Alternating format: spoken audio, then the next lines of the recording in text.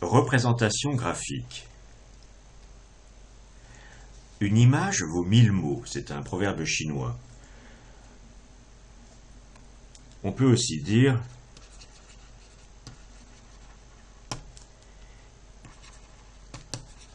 que souvent, une représentation graphique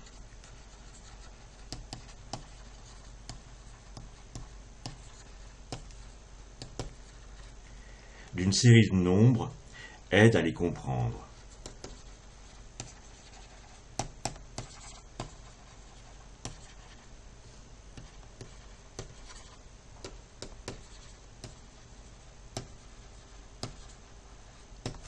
Nous allons illustrer ça dans cette leçon.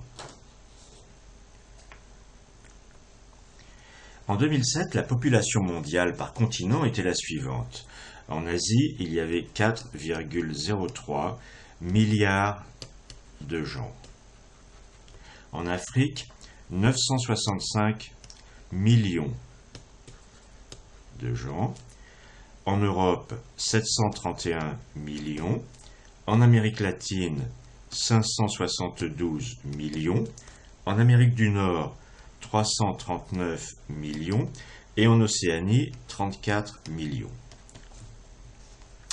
Ces chiffres, qui sont très intéressants, si on veut vraiment les sentir, pour sentir les rapports entre les différents continents, le mieux c'est de les représenter. Voici une représentation, pour mieux les voir. Sur un graphique, on représente des barres verticales pour chacun des continents et on lève la barre jusqu'à une hauteur qui est proportionnelle à la population de ce continent. Ici, j'ai mis comme unité des milliards de gens, 1 milliard, 2 milliards, 3 milliards, 4 milliards, 5 milliards. Donc la barre pour l'Asie se lève jusqu'à un petit peu plus que 4 milliards. La barre pour l'Afrique se lève un petit peu moins que 1 milliard. L'Europe, on a vu, c'était 731 millions, c'est donc ici. L'Amérique latine, 572, c'est là, etc. Et ce graphique est beaucoup plus parlant que la série de nombres précédente. Il existe une autre représentation assez traditionnelle d'une série de nombres comme cela, ça s'appelle les camemberts. Voici les mêmes nombres représentés cette fois-ci sous forme de camembert. L'idée est la suivante, on a fait la somme de tous les nombres.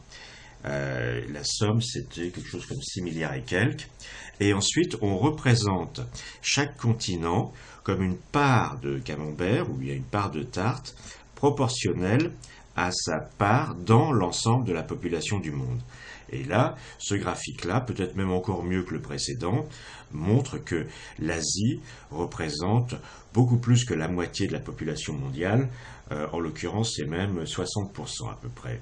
Ensuite, on voit que l'Afrique, c'est à peu près bien la moitié d'un quart, etc., etc.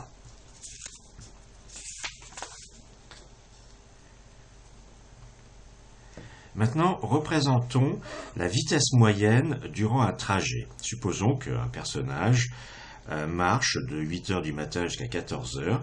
Durant la première heure, il fait du 6 km à l'heure. Durant la deuxième heure, il fait du 6 km à l'heure. La troisième heure, de 10 heures à 11 heures, il fait du 5 km à l'heure. De 11 heures à midi, il s'arrête, donc il fait du 0 km à l'heure. Et puis après son repas, il repart tranquillement. De midi à 13 heures, il fait du 4 km à l'heure. Et enfin, de 13 heures à 14 heures, il fait du 5 km à l'heure. Eh bien, on va représenter ces nombres sur un graphique où ici, je représente les heures et ici, je représente les kilomètres par heure. Donc, de 8 heures à 9 heures, j'ai une vitesse moyenne de 6. De 9 heures à 10 heures, j'ai une vitesse moyenne de 6, ensuite 5, ensuite 0, et ensuite 4, et ensuite 5.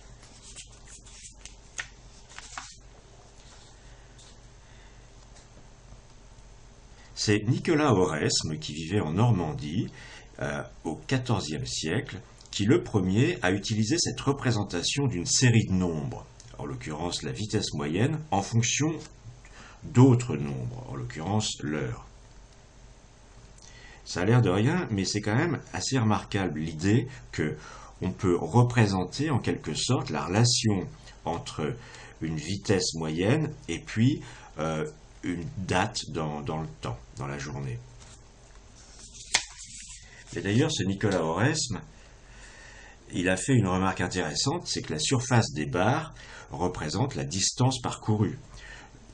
Et d'ailleurs, là, en tout, notre promeneur, il aura fait 26 km. Je vous engage à le vérifier en retournant aux chiffres.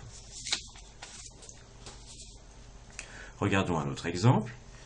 Si une voiture va à 50 km à l'heure de manière régulière, on peut regarder le trajet parcouru pour différentes durées. Pour une heure, la voiture aura parcouru 50 km. Pour 1h30, c'est-à-dire 1h30 minutes, elle aura parcouru 75 km. Pour 2 heures, elle aura parcouru 100 km. Et pour 3 heures, par exemple, elle aura parcouru 150 km. Nous avons de nouveau ici des chiffres, des nombres qui sont fonction d'autres nombres. Alors on peut représenter cette relation entre la durée et la distance parcourue sur un graphique comme ça à 2 dimensions. On va, ce que l'on appelle, habiller les axes. Ici, ça va être la durée en heures. Et ici, ça va être la distance parcourue en kilomètres. Il faut que je choisisse des échelles.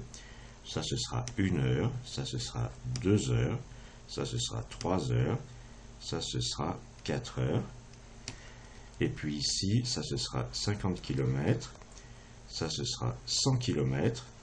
Et ça, ce sera 150 km. Eh bien, pour 1 heure, la voiture fait 50 km. Pour 1h30, la voiture fait 75 km. Pour 2 heures, la voiture fait 100 km. Et 3 heures, la voiture fait 150 km. C'est intéressant, ces points, ils sont alignés.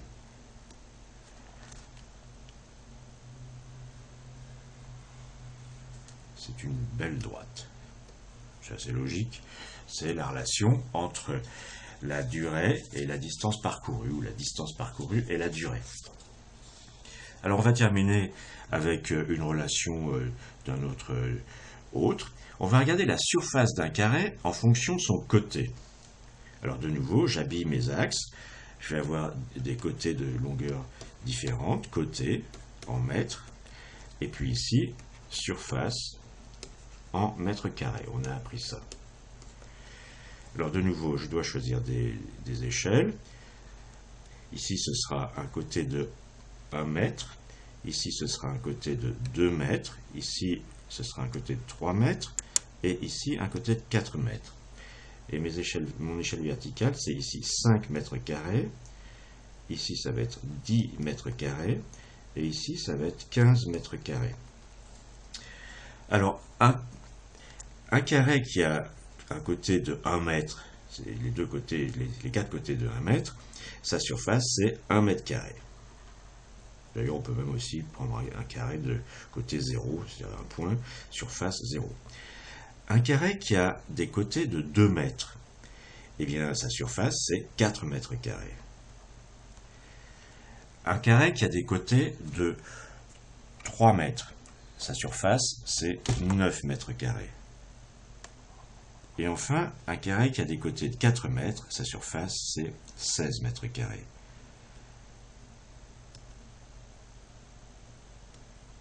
Ici, la relation entre côté et puis surface n'est plus une droite. C'est quelque chose comme ceci. D'ailleurs, on l'étudiera beaucoup plus tard. C'est une courbe qui s'appelle une parabole. Et je vous rappelle qu'on l'a déjà rencontrée dans l'intersection des cônes et des plans.